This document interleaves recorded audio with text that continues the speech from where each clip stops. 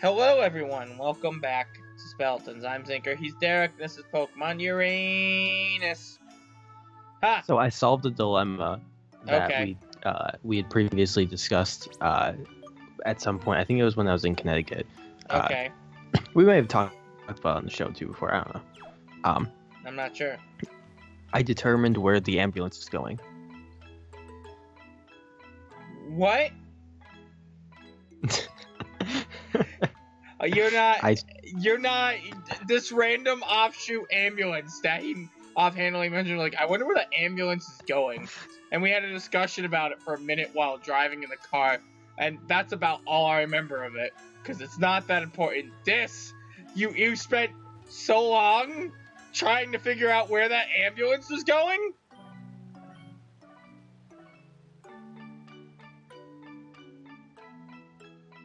Derek? Ah, yeah, I crashed. Had to happen sometime, right? I guess now. Huh? Oh, I got called, too. Alright. Pause. I guess we're back. Well, I got a fudge covered, chocolate fudge shell covered cookie dough balls. In the meantime. That hurts me because it sounds way too sweet. That was delicious. Have you ever had chocolate covered cookie dough balls? I mean, I messed up. I got chocolate fudge covered, but it's actually still pretty good. No, I have not. Alright, Derek. This ambulance. Yeah, I know where it's going now. Yeah, so, like, why is this a dilemma to you? Why did you need to solve where it goes? Well, because when people see an ambulance, there's generally two places you could assume it's going. You either assume it's going to an accident, or it's coming from one. Probably going to like a hospital or something. Right. And when I brought this up, I said I assume that I saw an ambulance, and I believe I said I think it usually seems like it's coming from a hospital. Sorry, it's coming from a. Yes, it is coming from a hospital. It's coming from an accident, going to the hospital. Okay. And you said you assume it's going to an accident, I think. I didn't. I said I'm not sure where it's going. Well, I don't remember. Well, anyways. Yeah. We know that, Derek. I was driving home from work Saturday night, and an ambulance came around the corner. Right. It came around an intersection in front of me. Like, the light turned green, but I saw there's an ambulance coming, so I waited, and it turned and went in front of me. And I was driving behind it. And its lights were flashing and everything. And as it turns out, it was going to an accident. Because I saw it pull over near a house, and the ambulance people start to get out and everything. So okay. I solved the dilemma. Turns out the ambulance is going to the accident. Wait a second. What? What? Go over that whole thing again. I was eating cookie dough balls. I was distracted. But the math didn't quite add up. I was driving home, and an ambulance ended up basically driving in front of me, with its lights flashing. And when I saw that, as I was like going home, it ended up pulling over to the side of the road. Okay. And like people were getting out, and it turns out it was going to the accident. So I solved the dilemma. But that was a different ambulance. Well, Zinker, at the time, I wasn't talking about your specific ambulance. I was talking about all ambulances in general. Every single ambulance is they only ever go to the accident. No, not that Is specific this- accident. They're always going to the accident. They're never coming from it when you see them.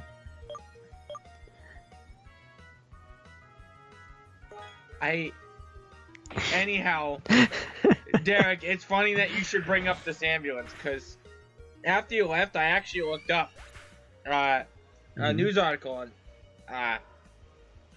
Long story short, basically, someone got hit by a car, and that ambulance that we saw at that time was rushing them to the hospital. I don't know if I believe you, or if you're just, because like I feel like you're just trying to counter what I just said. Yeah, but how are you gonna prove me wrong? That's the thing, is I don't have like proof right in front of me. I don't know where the ambulance is going. Hell, you might not even remember what you're arguing right now, so.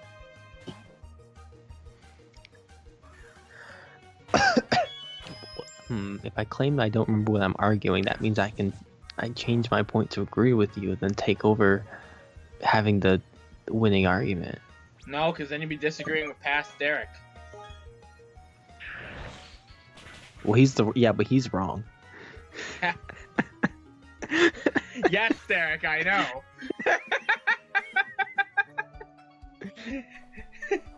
Doesn't mean you still don't agree with them. Okay. Well, I'm glad the ambulance dilemma is sorted out. That was very interesting. Anyways, 2 minutes. No, you still got more. Yeah. As I drove by too, I was gonna talk about the accident. That was the main point of bringing this up in the first place. I just padded it with a thing that previously been discussed. Because I thought about this the whole time I was going by too. The second I saw it pull over, I was like, "That's it. That's the answer." Okay. What happened at the accident, Derek? When the ambulance got there, I saw someone laying on the sidewalk with like a couple other people standing next to them, and I'm not sure exactly what was going on. I like slowed down. I think I actually stopped for a little bit because like the ambulance people were getting out of like the ambulance, and I was like, I'm just gonna let them like get out and like go over there before I try going around the ambulance, the currently stopped ambulance, because I don't want to like. I want to just make sure that they have all the space they need. Yeah, I'm talking about ambulance people. Okay. And I was also just like curious, so like I was looking over there and seeing what was going on, and I just saw someone laying on the sidewalk. My guess is because one of my coworkers had come from a grad party to work that night too, and it's like I guess she's just graduating. I don't know, like high school. I don't know. I don't care enough to ask. They don't pay you enough to ask. They don't pay me enough to ask her, nor do I care enough. I think I'm gonna have a shitty time in this upcoming gym. But I'm guessing it was like a high schooler. Probably was like drunk, or like drank too much and was either like passed out or maybe dead. I don't know. Oh, nice. Yeah, I don't know what happened after that. I didn't really, I didn't stick around. I saw it. I was like, oh. I looked. I was like, oh, that looks bad, and I kept going. Well, Derek, I happen to have the solution to all those dilemmas for you. They died. Yeah. As we know, everyone dies en route in the ambulance. Always. That's just how ambulances work. I don't really have a story. I mean, alright, so I've been playing XCOM 2. Because, yes. Whatever, Fire Emblem came out, and I'm like, I thought it was great, but the skills kind of left me disappointed and feeling that it's not as great as it could be, because there's no point to build up your classes, which is the fun for me in tactics games, is making your guys super strong. So I'm like, ooh, XCOM 2, there's a mod based on something that was in the original game that just randomizes everyone's skills. And I love that. So I'm like, ooh, I can get a lot of playability out of that if I go and play if I go play it right now. So I started playing that again. And boy, is XCOM 2 still one of my favorite tactics games of all time. And if you don't know much about it, I can't really help you. I'm gonna explain two concepts. One, you're fighting aliens. In fact, in XCOM 2, it's a sequel to the first XCOM, where you actually beat the aliens, but instead of you beating the aliens, you did not beat the aliens, and the aliens properly invaded Earth and took over. And now you're the Resistance. I thought it was cool. But, you know, it's humans versus aliens. 2, there's permadeath, like Fire Emblem. Cool. Good. Yeah. And 3... Well, didn't XCOM have permadeath before? Yeah, it always had XCOM. Like, if they die... I always had that. That's what I meant to say. Okay. Yeah. No, XCOM has permadeath you can't disable. I would say it's definitely easily harder than Fire Emblem. But let me get to that. So... It's also bigger on Fog of War. Yeah, that's true. Which, like, probably helps with that. Yeah. Oh, yeah. You're absolutely right. But, so... What are they saying? And if your units get hurt at all, it incapacitates them for a certain period of time. So you like not during that fight, but like you can't use them for the next fight. Until they recover from their injuries. So going into this story, I have all my best units. I have them based off all my friends. I got me as a sniper. Obviously, I have Derek as my guy that runs in. Actually, as my girl that runs in and gets shot, but also shoots. And my friend Sam, she's like my heavy machines guy. Anyhow, they all got injured in ways over the course of various missions. They got a big oof. I just happened to get injured for like the first time by pure unluck of I didn't understand what something did.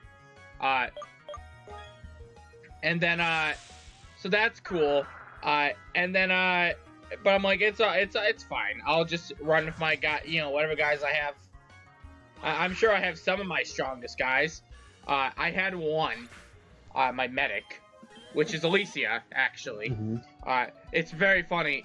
She knows nothing about computers, but she's... Gives you pink drinks. Yeah.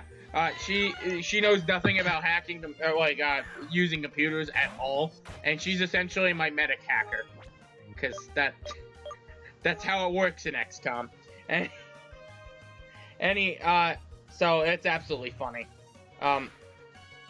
Also, she's really good. She can heal everyone to max once, but it's really great.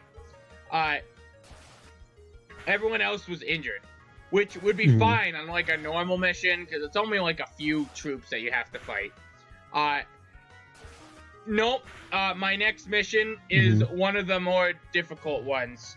So probably about once a month you get this mission that I think they call a retaliation mission, where the aliens just attack a bunch of civilians. They attack one of your resistance bases or whatever. So you have to save as many civilians as possible, which is near impossible to save all of them. If it even is. Probably isn't. Without losing one of your guys. Which are way more important than the civilians. You only have to save less than half of them. You gotta save 6 of 13. But they're brutal missions. They have some of the strongest guys in it, and they have a lot of guys in it. So I'm like, oh, this is gonna go terribly. Little did I know how terrible it was gonna go, right? So I mean, it starts off decently fine. I get a little bit of the jump on them. But what ends up happening is I accidentally trigger. They kind of walk in these small little squads, and when they see you, they get alarmed and then they move to a spot. And it's better for them to see you on their turn, because then they don't do anything on their turn.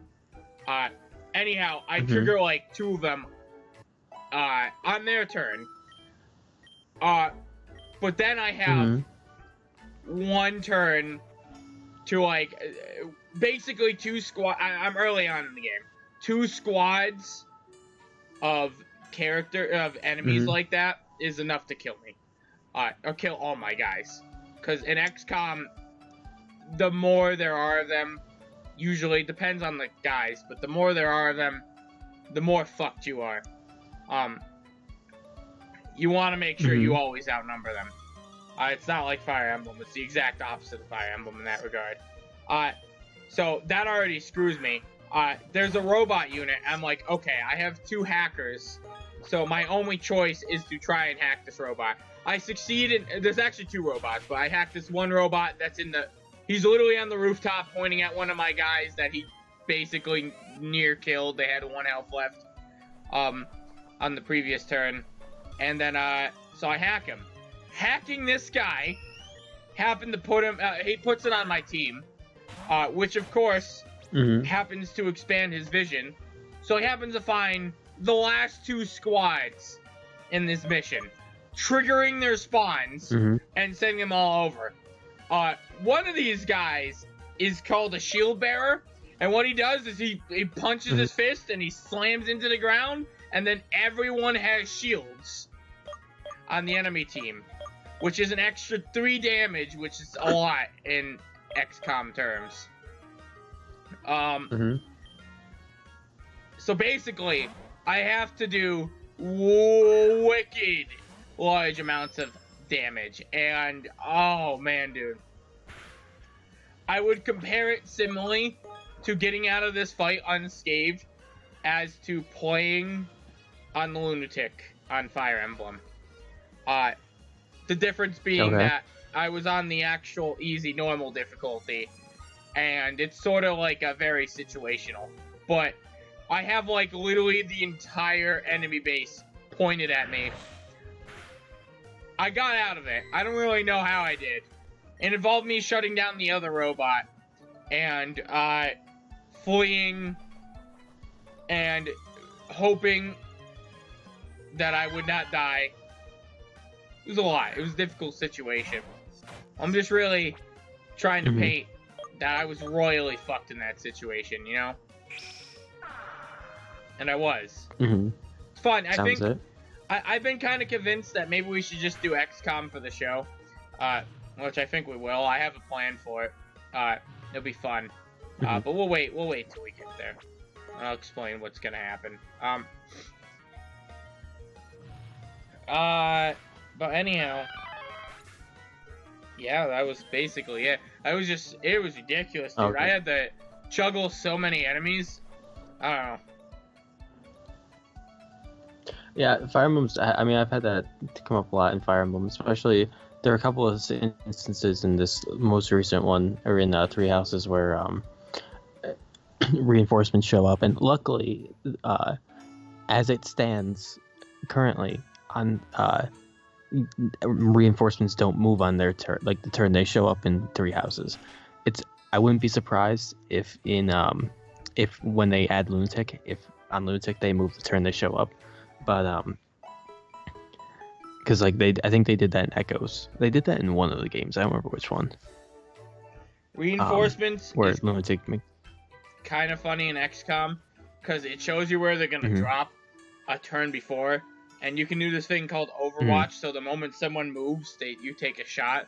So you can just have all your guys surrounding that spot on Overwatch, and they all drop, and then they all start to move because they just dropped, and then they all die, and then that was it. I know that a bit was the about battle. XCOM. Like I have seen some. You should really play XCOM. It's better in a been lot told of that regards several to times. Fire Emblem. And in general, I think there's just more replayability to XCOM than there is for Fire Emblem, especially with the fucking randomizer thing I have going on. Yeah. But it happened a lot in 3 Houses though, where I would be positioned somewhere, and they even warn like, "Hey, there's probably gonna be reinforcements," and I'm like, being like, I don't care. I play aggressively, and like I push forward real fast because the reinforcements I think are triggered by how far you've moved, or like by reaching certain points. And No, I had this think- happen on one of the maps where Well, I don't know what I was your chapter where was. I had reinforcements appear in 3 different points. It was like 2 or 3 different points, and like they were just like surrounding my units. I think like Edelgard got literally completely surrounded Yeah. at one point. That means you lose your soldier in XCOM. XCOM and permadeath. Mhm. See, the difference I think between Fire Emblem and XCOM is XCOM wants your guys to die. Mhm. Like XCOM thinks that XCOM treats it as sometimes your guys just gotta die, and there's nothing you can do to save them. Well, Fire Emblem builds up the characters a lot, so which is why they make you care for them a lot to where you don't want them to die. We'll see how Because I make like you miss out a lot in story and whatnot. the way I make my characters in XCOM, and I think a lot of people do, is I just base them off my friends. Like I'm not gonna let Derek die. I don't want Derek to die. Probably. Yeah, but like He may want to die, So- but I won't let him. We got a but, show like, to do. My point is like, there's not like you're not missing out on story stuff really though by having characters die. I assume No, that's the difference. I guess. Like if It's, you don't care about, like once you played through a Fire Emblem game, you could easily like and like you've like at least for me like once I played through one and I've seen the story, if they didn't make it so easy to reset to try to figure out a way to beat it with no one dying, I wouldn't really care about people dying because I'd be like, well, I guess they just perished. That's I don't like I already know the story though. I don't really care that much anymore. See, with XCOM, you make your own story. But anyhow, Yeah. I'm ready for bed, and this is the 4th episode, and time's up. So, yeah, we'll come back to this conversation, I'm sure. Next time on Speletons. Bye-bye.